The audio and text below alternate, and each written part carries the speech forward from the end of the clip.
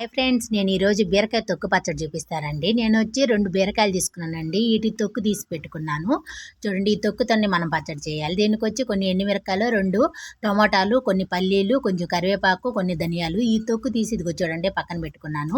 ఇవి వచ్చేసి ఒక బాండెట్లో వచ్చి కొన్ని ఎండుమిర్చి, ఈ ధనియాలు, టమోటాలు ఇవన్నీ వేయించుకోవాలండి. వేగిన తర్వాత వచ్చి మనం తొక్కు తీసుకున్నాం కదా, ఆ బీరకాయ తొక్కేసి దీంట్లో కొంచెం సాల్ట్, కొంచెం పసుపు, కొంచెం చింతపండు వేసి బాగా వేయించుకోవాలండి.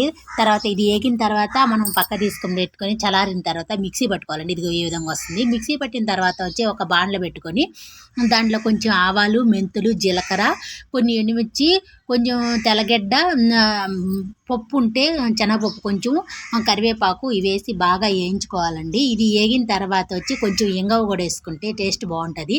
ఇంగ వేసిన తర్వాత ఇది కొంచెం వాడిన తర్వాత మనం ముందుగా రుబ్బి పెట్టుకున్నాం కదా, ఆ తొక్కు పచ్చడి దీంట్లో వేసేసి బాగా కలయబెట్టుకోవాలండి. కొంచెం నూనె బయట వచ్చేదాకా వాడ్చుకోవాలి.